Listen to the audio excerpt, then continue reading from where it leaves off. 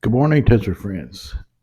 Uh, I had posted this video yesterday, and a very observant the viewer he noticed that in the last step I screwed up my indices. So thank you, Joe Hefner, for correcting that. Now I have to make a new video because I can't stand it.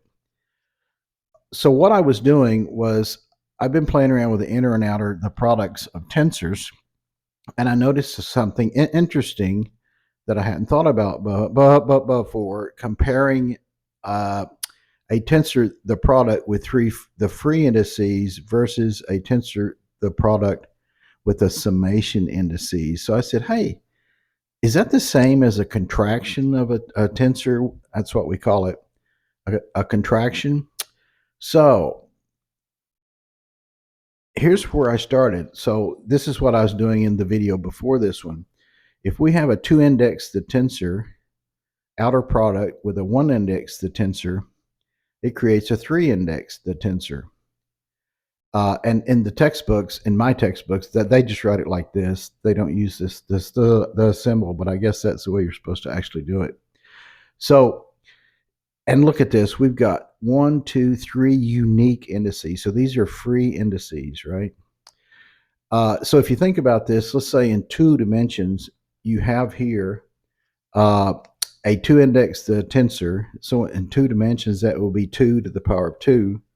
So this should give 4 entries into this tensor. So it's a 2 by 2 matrix. And this would be 2 to the power of 1, which is 2. So this is just a column vector.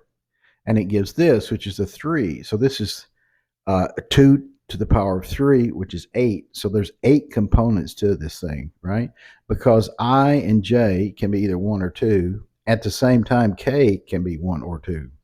So we get these 8 entries into that.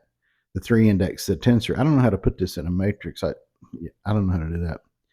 Anyway, so then I look at this again because this is something we do in general relativity all the time is we multiply this component by the metric, the tensor, to raise it. So we take a contravariant component and change it to a covariant component by multiplying it by the metric, the tensor, and we call this contraction because this is called a dummy index in tensor calculus. And relativity, we call it a summation index, right? So what are we actually doing here, right? Let's look at it. Here's where I screwed up last time. I had these rows and columns inverted. So this is your free index j, right? So this is going to give you the first component of whatever this is. So here's my j, 1, 1. And now this is a summation index. So in two dimensions, it can range from 1 to 2. And the same thing again, when j is equal to 2, then this is a summation index, which can range from 1 to 2. So what we're actually doing here is an enter the product. We're using a enter the product to change a 2 index tensor to a 1 index tensor.